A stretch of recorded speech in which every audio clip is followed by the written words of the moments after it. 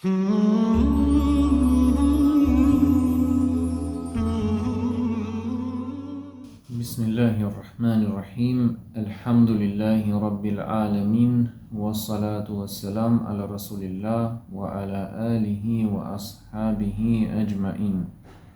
Të nderuar vëllezër, motra dhe miq, ju përshëndes të gjithëve me përshëndetjen islame.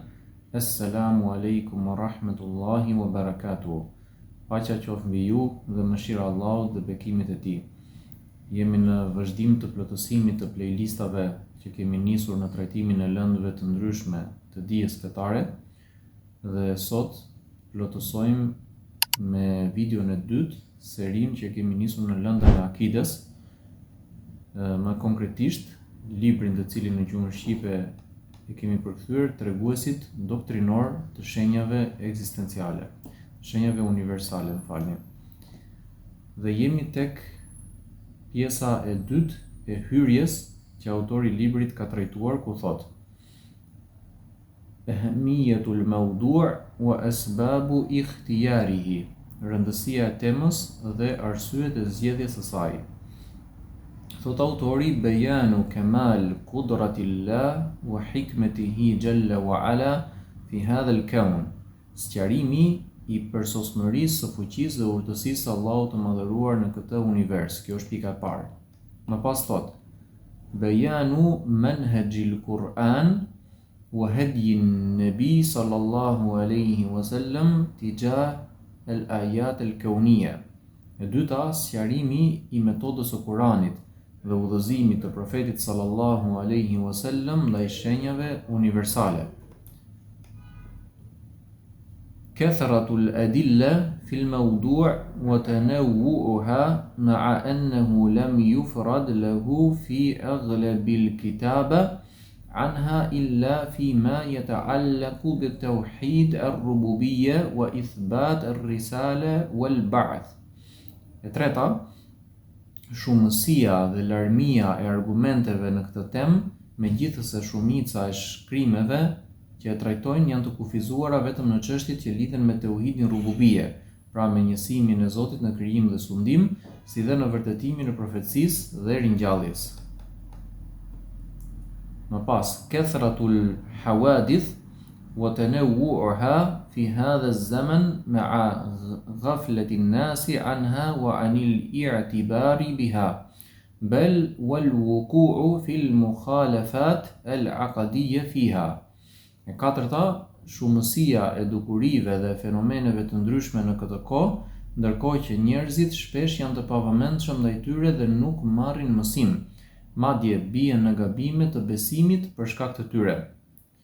Më pas, ikhtilafu an-nasi fi at-tafsir al-'ilmi lil-ayat al-kawniyya fi al-Qur'ani was-sunnah an-nabawiyya, ma'a wujudi ba'd al-mukhalafat al-'aqdiyya fi dhalik. E pesta, mos pajtimet ndërmjet njerëzve rreth interpretimit shkencor të shenjave universale në Kur'an dhe Sunet dhe ekzistenca e disa devijimeve të besimit në këtë çështje. Më pas, annahu lam yusbaq an afrida al-mawdu' bi dirasatin mustaqilla wafiya hasab ilmi. E gjashta, deri më tani, sipas dijenisë time, kjo temë nuk është trajtuar më parë në një studim të pavarur dhe të plotë. Më pas, ka nisur autori një pjesë tjetër të hyrjes, që është pjesa e tretë e saj, në të cilën thot: Ahdaf al-bahth, që përkthehet qëllimet e kërkimit, pra këtij kërkimi shkencor që ai ka zhvilluar. Thot: Jam'ul ayat al-kawniyya al-warida fi an-nusus ash-shar'iyya مع بيان المنهج الشرعي تجاهها وبيان المخالفات العقدية التي تقع في ذلك. E para, të mblidhen shenjat universale të përmendura në tekstet fetare, duke sqaruar metodën e saktë fetare për trajtimin e tyre dhe duke evidentuar devijimet e besimit që ndodhin në këtë drejtim. Më pas, بيان الموقف العقدي الصحيح من التفسير العلمي للآيات الكونية في القرآن والسنة النبوية. E dyta, të sqarohet qëndrimi i saktë në akide ndaj interpretimit shkencor të shenjave universale në Kur'an dhe traditën profetike. Më pas, pjesa e 4 që ka trajtuar autori për sa i përket hyrjes, As'ilatul Bahth, pyetjet e kërkimit shkencor. As-su'al al-awwal, mal muradu bil ayat al-kawniyya. Pyetja e parë, çfarë është për qëllim me termin shenjat universale? As-su'al al-thani, ma ilaqatu tauhid ar-rububiyya bi tauhid al-uluhiyya. Cila është lidhja midis, pra pyetja e dytë, cila është lidhja midis tauhidit të rububiyes, pra njësimit të Zotit si krijues dhe sundues, dhe tauhidit të uluhiyes, pra të adhurimit. As-su'alu thalith, ma ad-dalail wal masail al-aqadiyya al-muta'alliqa bil ayat al-kawniyya. Pyetja e tretë, cilat janë argumentet dhe çështjet e besimit që lidhen me shenjat universale.